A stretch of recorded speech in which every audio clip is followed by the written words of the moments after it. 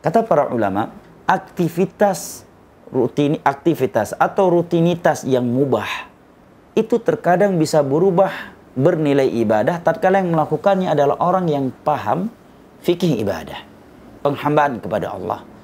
Tetapi suatu aktivitas ibadah bisa berubah menjadi hal yang biasa karena yang melakukannya adalah orang yang tidak memahami nilai-nilai penghambaan kepada Allah Subhanahu wa taala.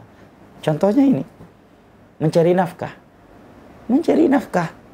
Tatkala yang melakukannya adalah orang yang memahami nilai-nilai penghambaan kepada Allah. Dia berniat melakukannya karena Allah, mengharapkan pahala di sisi Allah, bukan sekedar takut istri, takut dicaci maki istri, atau malu dengan masyarakat kalau nggak kerja. Nggak. Sebab utamanya adalah karena Allah. Dia mengharapkan pahala di sisi Allah, maka bernilai ibadah. Tapi barang mereka yang melakukan atau berjuang mencari nafkah siang dan malam dengan tanpa menghadirkan niat keikhlasan di dalam hatinya, maka hanya sekedar rutinitas biasa, tidak bernilai ibadah di sisi Allah Jalla wa'ala. Demikian pula dengan rutinitas makan dan minum.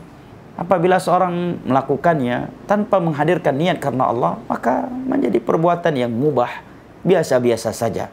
Tetapi tatkala ia melakukannya dengan menghadirkan niat karena Allah, ya, mengharapkan pahala di sisi Allah, mudah-mudahan dengan saya makan dan minum, saya bisa lebih sempurna dan lebih kuat beribadah kepada Allah, bisa lebih kuat mencari nafkah untuk anggota keluarga, maka makan minum yang bernilai mubah pada dasarnya berubah menjadi ibadah di sisi Allah Jalla wa'ala.